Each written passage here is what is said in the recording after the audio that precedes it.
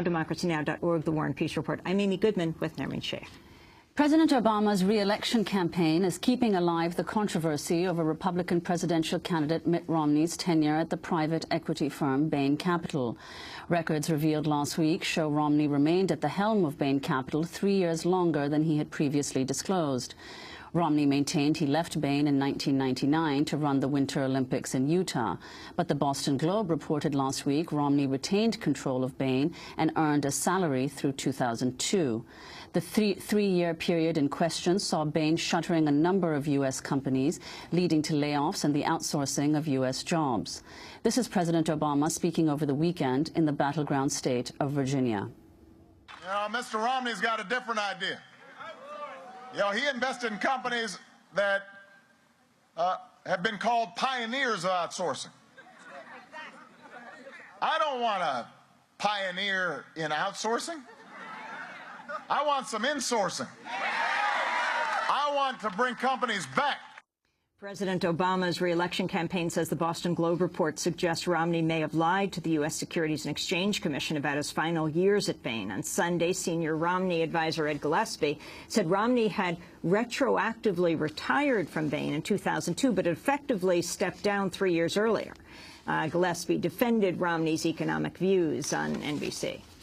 What he believes is that American companies and private shareholders and CEOs should be free in our economy to make decisions. What we need to do as a policy is to make policies that make those decisions easier to say, I'm going to invest here in the United States. I'm not going to move my jobs overseas. The Obama policies are forcing jobs overseas.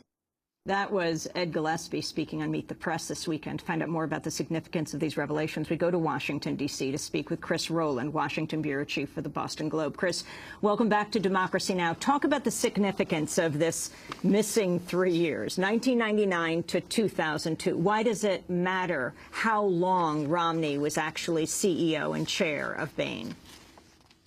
Well, the thing to keep in mind and to remember is that, Mitt Romney's first line of defense when confronted with allegations or charges that Bain outsourced or had forced companies into bankruptcy while profiting, or laid off workers to wring efficiencies out of companies. One of his first lines of defense has been that, hey, after 1999, I wasn't there. I had nothing to do with the company.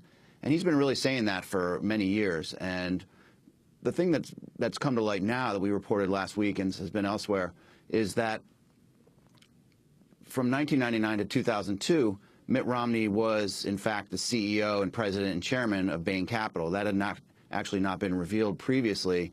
It's included in a variety of Securities and Exchange documents where they disclose this when Bain Capital, which is a private company, it has to buy stocks and invest in public companies, so they disclose that information to the SEC. Now that it's come to light, it raises the question, well, how could he have retired in 1999 but then have remained CEO? So far, Bain Capital and Mitt Romney haven't explained this discrepancy very well.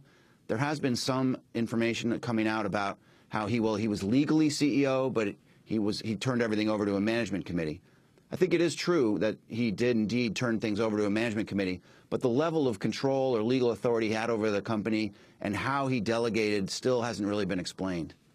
Is what Romney did then illegal by not disclosing his association with Bain from 1999 to 2002? From everything we can tell, it doesn't appear that if there's any violation, it's a fairly minor violation. We haven't seen anything smoking gun that would trigger a major felony investigation or anything like that. The standard for felony investigations for discrepancies or it has to be a willful act to hide information, but it also has to be that your intent is to defraud investors. There's no allegation like that here, so it really seems highly unlikely that there would be any felony investigation. Also, these types of reports, they're called 13Ds, where companies have to disclose the amount of shares that they're buying in public companies if they own more than 5% of a public company. It's called a 13D form. We're told that the SEC almost has never charged anybody for 13D violations, so that's extremely unlikely.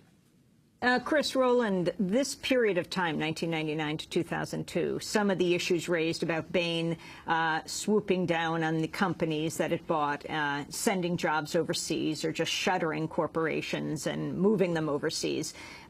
Romney defended himself by saying during this period he wasn't in charge. Now his name appears in all these SEC documents. That's the significance of this. Well, it's so when Mitt Romney's story has changed about this time period a couple of times. When he first departed, he told the press that so as part of our reporting, we went back and actually documented every single statement that we could find that was public, and as well as looking at, you know, what was filed in the corporate records and those sorts of things. When he first left, it was really billed as a part-time leave of absence in 1999. He left suddenly to go to Salt Lake and run the Olympics. At that time, he told reporters, and the Boston Herald included, this is going to be a part-time arrangement. Then subsequently, it was more called a leave of absence. And then in 2002, when he was running for governor and he was back in Massachusetts, he called it a leave of absence in the beginning of 2002.